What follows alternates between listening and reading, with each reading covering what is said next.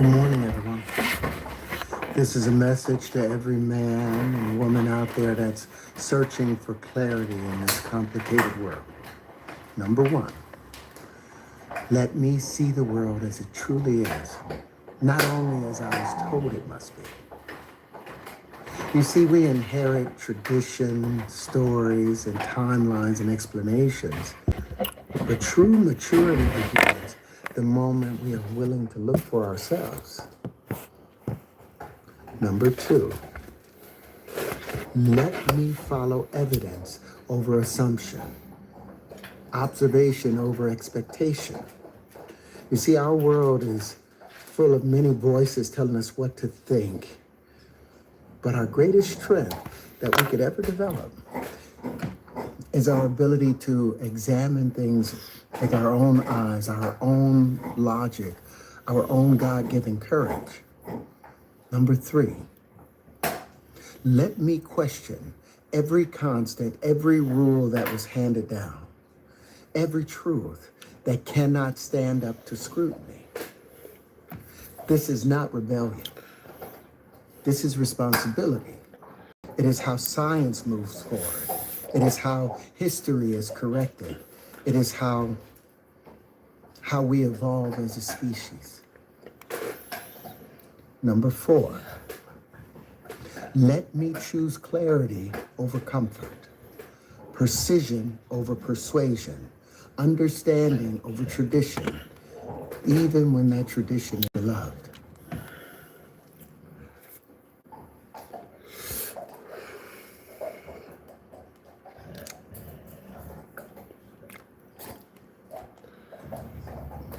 You see, this is the path of those who seek the truth, not to destroy anything, but to understand it honestly. Because there's no growth without questioning. There's no wisdom without evidence. There's no freedom without clarity. And finally, number five, may my mind remain open, my reasoning remain disciplined, and my pursuit of truth remain fearless, not for the sake of controversy, but for the sake of integrity. To every seeker out there that is potentially absorbing any of this, we don't have to inherit the world as it was given to us. We have the right and the responsibility to examine it for ourselves. You see, the truth does not fear being questioned. Only fragile ideas do. Stay in the truth. Facts. Beautiful sight. Terrence Howard be on some weird shit, but he said some facts right there, bro. Be on some weird shit.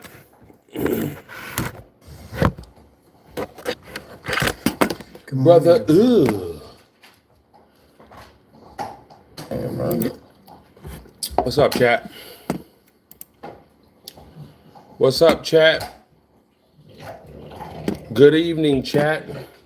Hello, people.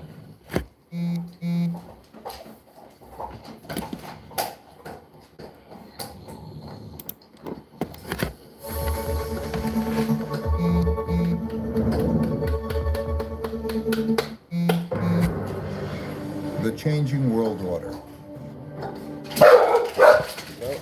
Hold up. Times ahead will be Like this radically hoe. different.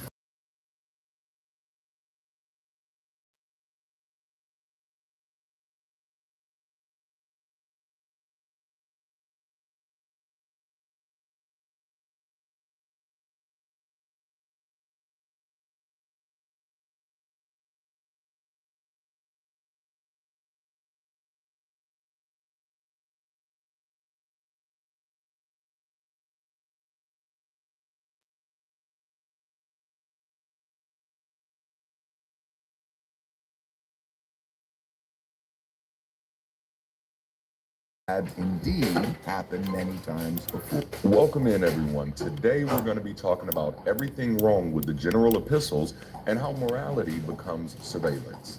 When a revolution realizes the world isn't actually going to change, it stops looking at the horizon and starts looking at its own members. In the early days of the Christian movement, the message was an explosion of radical possibility. But by the time we reach James, Peter, John, Jude, and Hebrews, the dust is settled, the adrenaline is worn off, and the end of days has missed its deadline.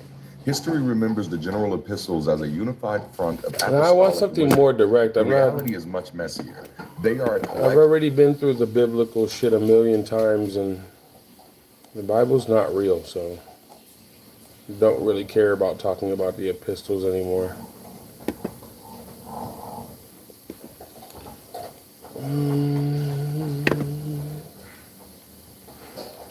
Sociopaths. Let me cook. Heaven is a place for sociopaths. Facts. For sociopaths. Let me cook. What kind of people would celebrate after a bloodbath? Who would throw a party and worship the one who was responsible for the bloodbath? This isn't the setup for a horror movie. This is literally Christianity at its peak. What it looks like when it wins according to its own literature. When Christianity wins, believers often see that victory not as the triumph of love, but as a day of bloody vengeance coupled with eternal celebration. So here's the question. Why would a loving person want to spend eternity celebrating while knowing that others are being perpetually tortured? And why would didn't touch it anyone today. call that heaven or Did he? them good? You lying. For many believers, the longing sure for they're not heaven from his isn't phone? rooted in love, growth, or purpose. It's rooted in avoidance. It's not about becoming something greater, but escaping something unbearable. Heaven promises to remove pain, not to transform it, to silence questions, not to answer them. It becomes less about connection with the divine and more about relief from human experience, a divine anesthesia that numbs the ache of existence. No more pain, no more tears. It sounds comforting, but it also implies no more depth, no more friction, no more evolution. It's not a place to live forever, it's a place to hide forever. Faith traditions often sell heaven as a final answer, the end of questioning. Certainty becomes the idol. But if curiosity, doubt, and growth are what makes consciousness meaningful, then heaven's static perfection sounds more like psychological death than any type of spiritual fulfillment. I'm gonna It's go the to end of all heaven. becoming, a place where you are frozen in I'm an better unemotional than you. state. God's gonna Right. have me kill The you. promise of heaven also lets believers outsource Stupid moral accountability. motherfuckers. You don't have People to are fix the dumb. world, you just survive it faithfully. You don't have to make peace Greed. with your enemies. God will handle that later. Greed and Heaven, selfishness. in this framing, becomes a cosmic When you say greed and deferment of selfishness, justice. people believe It that you're like absolves the talking believer about the Bible participating in the automatically. It's messy, like difficult work of it's compassion. it's right embedded now. in your brain. The image of heaven as endless worship, singing, bowing, praising. It may sound holy, but it's psychologically revealing. It's the ultimate compliance fantasy. Perfect submission without fatigue, joy without individuality, obedience without question. It's not love, it's submission under divine surveillance. It's God's own version of Have shut the fuck up commercial. how to train your bottoms.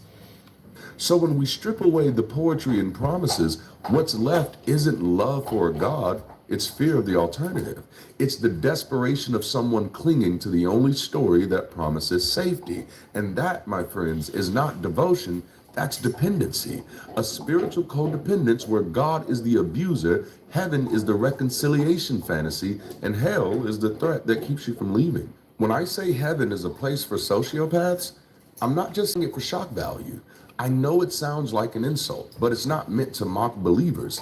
It's meant to interrogate the moral logic of what's being celebrated. Because if we strip away the emotional comfort and look at it rationally, the core idea of heaven, eternal joy existing alongside eternal suffering, is a contradiction that only works if you suspend empathy. It forces a question few dare to ask. How could a moral being experience eternal bliss knowing that others are in endless agony?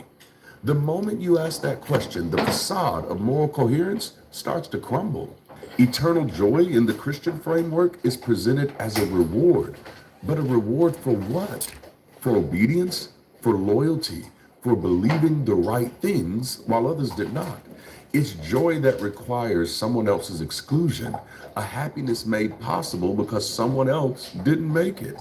That's not universal love, that's tribal triumph. And that's where the sociopathic parallel comes in. To enjoy heaven, you must learn to feel nothing for the condemned. To find peace, you must silence compassion. That's moral detachment disguised as righteousness. In this model, empathy isn't rewarded, it's punished. Because empathy would ruin the experience. If heaven is truly perfect, then you can't be troubled by the screams of the damned. You can't grieve the friends or family who didn't make it. You can't mourn the injustice of eternal suffering. You must call it divine order. That means heaven's peace depends on one's ability to emotionally disassociate from suffering, an ability psychologists call moral disengagement. In essence, the gates of heaven don't just filter out sinners, they filter out our feelings as well. If you designed a society where its citizens could only be happy by ignoring pain, that society would not be moral. It would be pathological. That's what sociopathy is, the severing of empathy from identity. In psychological terms, it's the capacity to rationalize harm or injustice in service to a higher ideal, to say it's okay because it's God's will. That's what makes the premise so provocative. If heaven is populated by people who can witness eternal suffering and still call it good, then the only people who could truly enjoy heaven are those who've learned to stop feeling. This isn't just a critique of theology, it's a mirror to the believer. Because every time someone says they'll get what's coming to them, or God's justice will take care of that, they're rehearsing the psychology of heaven. They're learning how to detach, how to feel peace in the face of pain, and how to justify cruelty as divine. Heaven, in that sense, becomes the final test of empathy, and most of its imagined residents fail it beautifully. If eternal joy requires blindness to eternal suffering, then heaven. Well, if they fail at that, even so, in the Bible with Christians, everything they say about the Bible is 100% false. Like, they don't do anything that Jesus wanted them to do if they were supposed to be followers of Christ. They were supposed to keep all of the Old Testament commandments. Jesus said it himself. What did he say? Those that teach man to keep the least commandment will be called the least in heaven. So it's not real. Bible's not real anyways. It's just a book of philosophy with a story folded into it that doesn't even make sense half the time. And That's true. it's been a lot of the stories and shit in the Bible has been debunked so many times, and people never stop their bullshit. It's just about greed, trying to take from other people, trying to give yourself reasoning for doing those things or blame someone else. God he's a replacement God of the Bible anyways. I don't know if there's a God. I'm agnostic. I don't really not believe or believe in a God. I don't know there's the God if there's a God. That's the real answer. No one knows, because if someone did know, they'd be able to have evidence of the God. So, but like, yeah, this Bible's a fucking bunch of bullshit. Then maybe It's heaven philosophy isn't a place stacked for the into a loving story at that all. doesn't make sense. Maybe it's the last refuge of those who have learned to mistake indifference for faith. Now, clinically, a sociopath Philosophy is bagged up in a bottle. antisocial personality disorder. This is a condition defined not just by the absence of empathy, but by the presence of calculated detachment. Sociopaths tend to lack genuine remorse for the suffering of others. They dismiss moral norms when those norms interfere with their identity, their tribe, or personal ambition, or they justify harm or injustice through clever rationalization. So most religions would be based on being a sociopath, pretty much. Like, even when you think about Moses and the chosen people of God, like, have been like this forever. Why is it that your people are chosen? But that's what people don't understand about Christianity and the end of the Bible and the New Testament, Jesus and all that.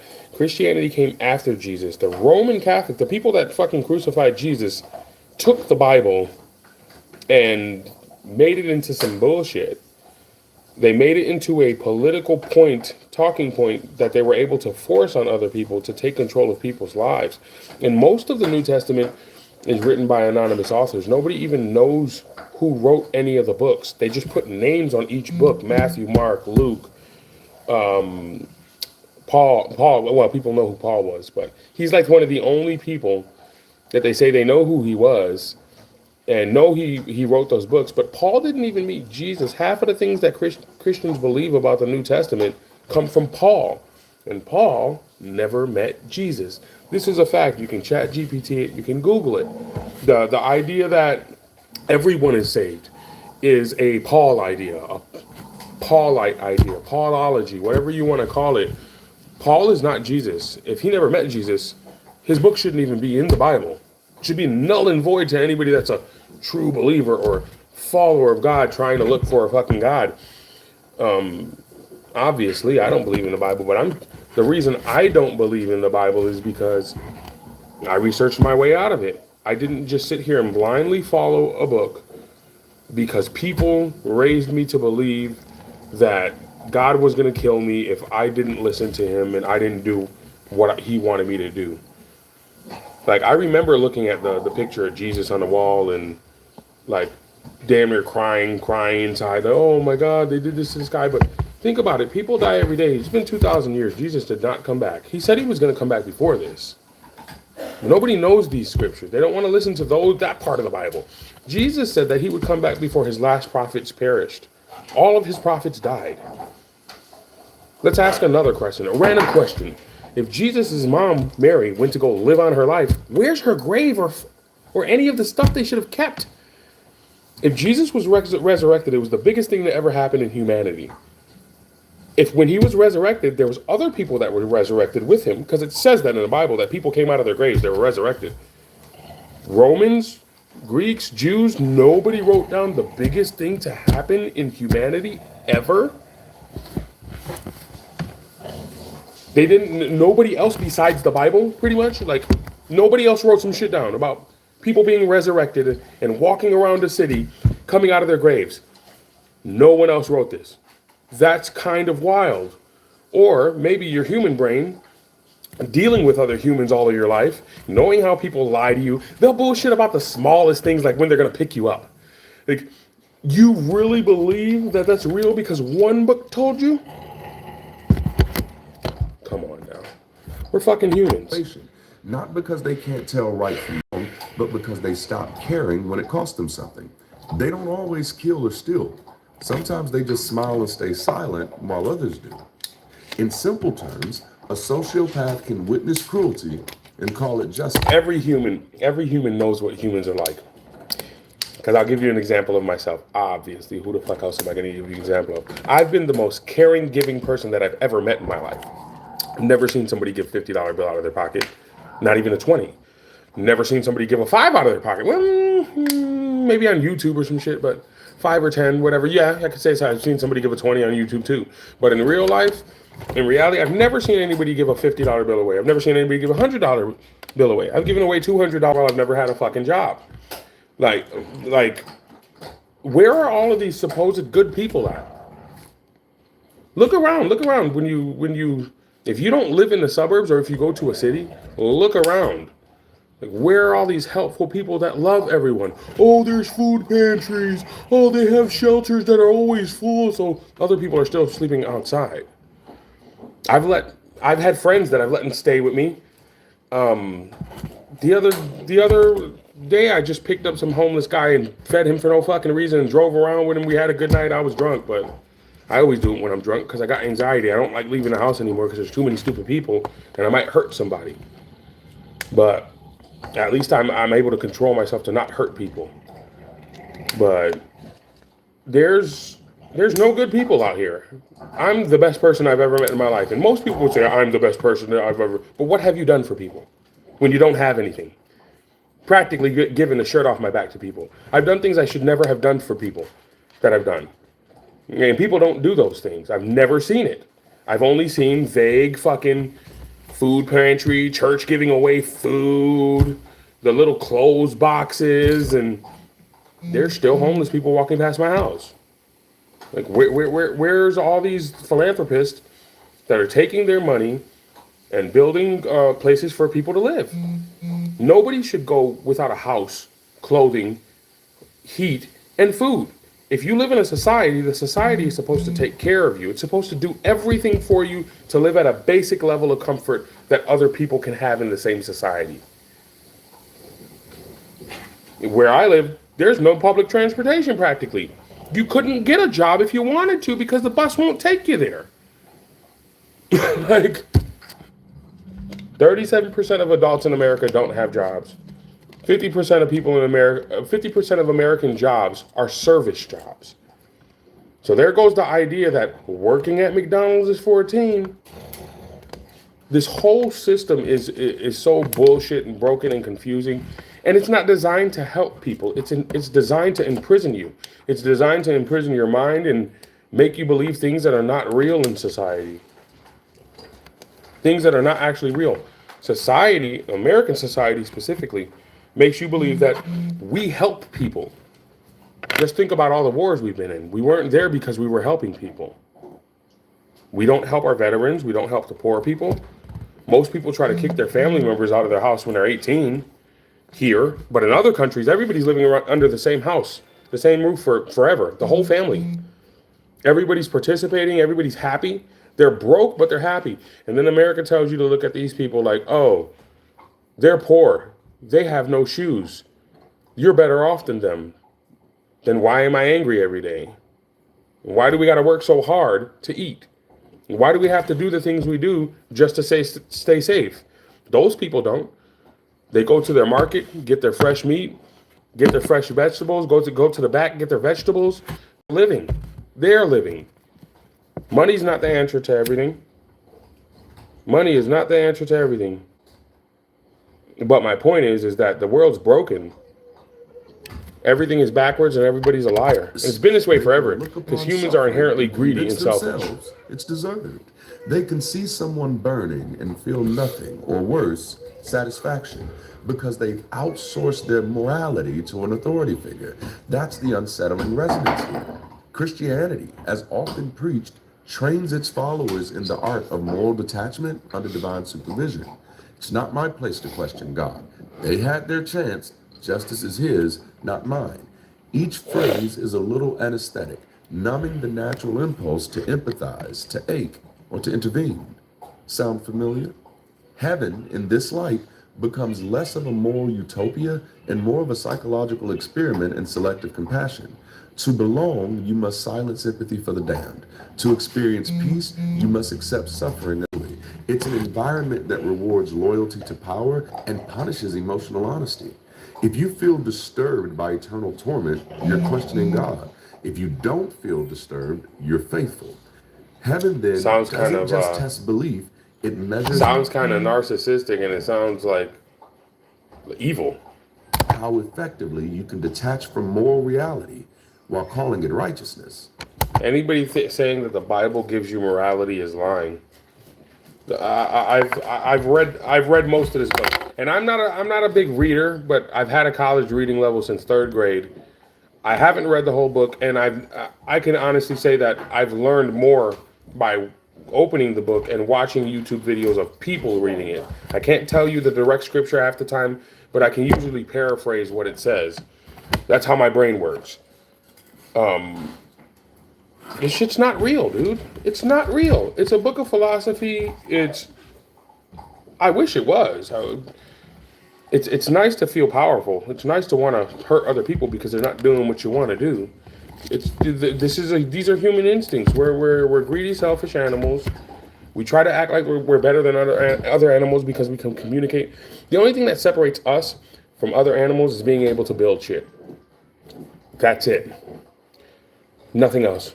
We can build things and make things out of our environment better than other animals at a higher level. We have an imagination. We can paint. It's just another form of building something. We can make music. It's just another form of building something. We can do those things. But what makes us any better than animals? Looking around without being a piece of shit in your own head and telling yourself you're right and you know everything and this is how life is. Look around. It's not how life is. Life is dangerous. Life is supposed to be more dangerous than it is today. It's not what people say it is. To Nobody truly wants to be enjoy honest because heaven, you're gonna must end up being accept that vilified. beings suffer eternally and still call that You're gonna end up being arrangement the bad just. guy. That's moral disengagement, the psychological process of separating your sense of goodness from the outcome. When you break the status quo, you're gonna end up being a villain all the time. If you tell people directly, I'm learning over the years that sometimes you just don't wanna tell people things directly because it's just gonna ruin relationships and ruin peace in certain instances. But yeah, when you tell people the truth, they don't like it. It feels bad. It makes you feel weird. I've been here so long, it feels weird every Of fucking their day still. beliefs. I'm happy forever, even though But I'm not others gonna are being lie. There's tortured no point to lie. because Everybody it lie. says Everybody's it's a okay. bullshitter. That isn't love.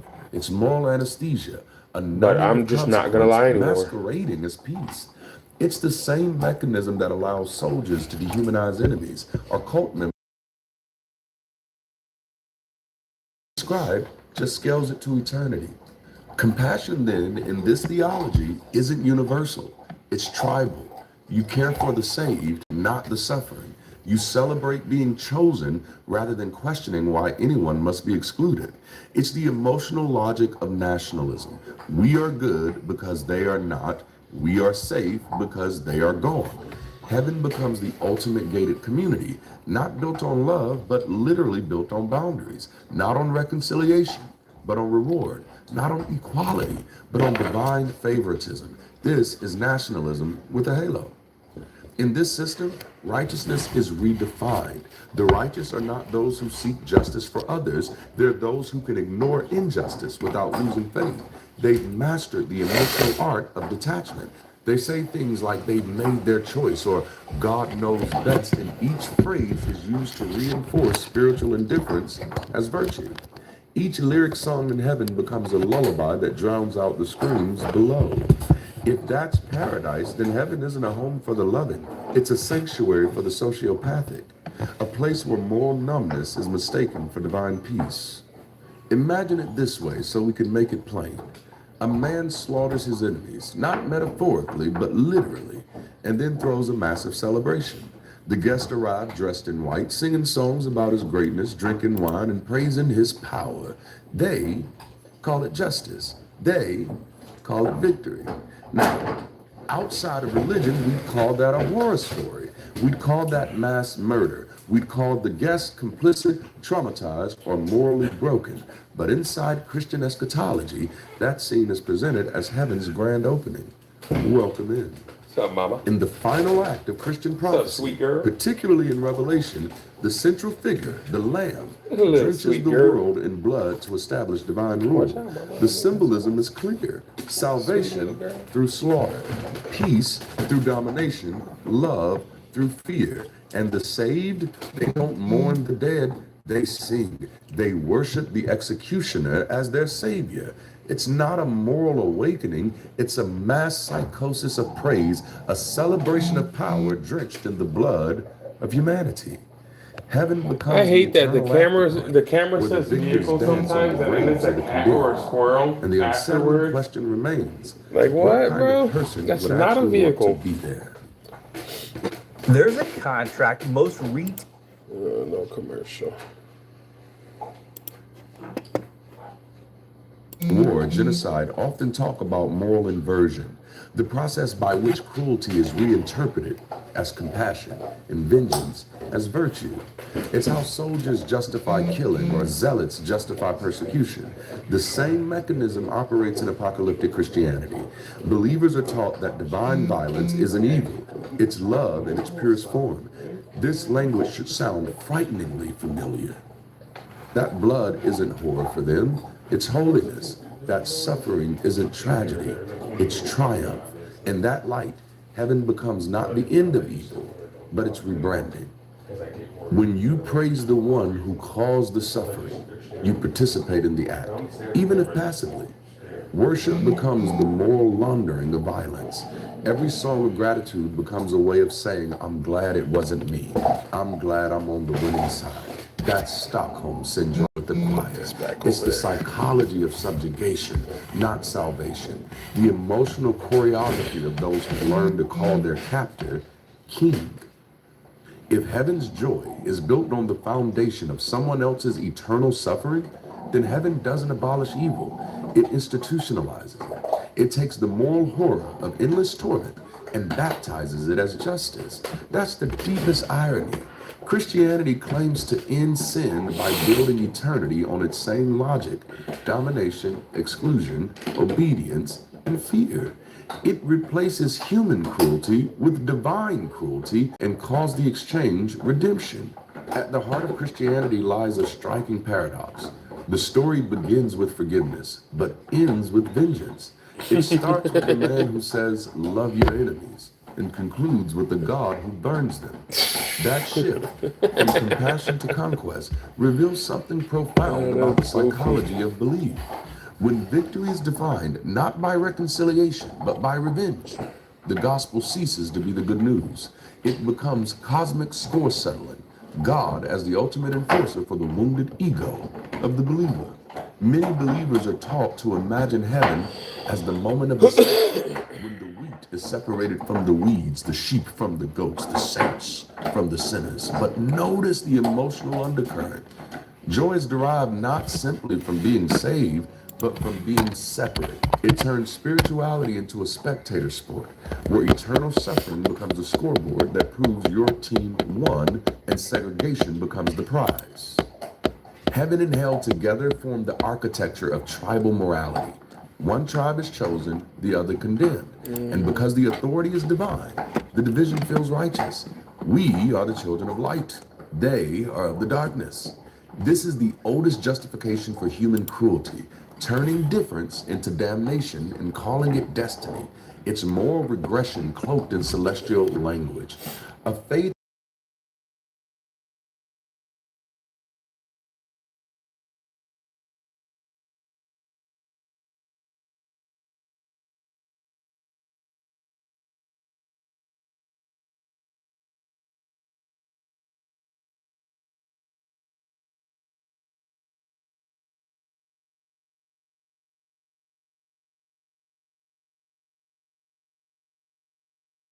mirrors the violence it claims Yeah, to people end. don't care. They just leave. If the highest hope of the some sit faithful for a is the long time, eternal like defeat of 15 minutes, others, 10 minutes. then heaven isn't love fulfilled. But It's hate most people rewarded. don't care about Because the real truth at all. love doesn't They rejoice don't when care others either are because they're condemned. Christian or they just It don't care about grieves, things like that. it questions, it reaches, it refuses to rest while anyone remains outside. So maybe the most unsettling truth is this: But then- if heaven requires I personally believe that if you don't care about the truth, then you shouldn't expect sympathy in any form at all on earth.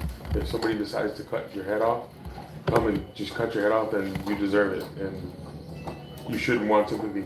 If somebody tried to come and attack you, you shouldn't ask anyone else for help at all. At all. So you were in a crowd of people and somebody started attacking you, don't scream out for help. vengeance to feel complete, then the truly mortal soul, the one still Because capable people of that don't empathy, want truth would don't rather have stay sympathy outside for other the people. gates. If heaven is a place of perfect peace and hell is a place of endless agony, then anyone who truly loves must face this paradox. How can you be eternally happy while knowing that others, perhaps even people you love, are being eternally tortured? That's the empathy dilemma, the moral fracture that sits at the heart of salvation theology. For a truly compassionate mind, this. Well, I do want to talk about Bunny, yeah.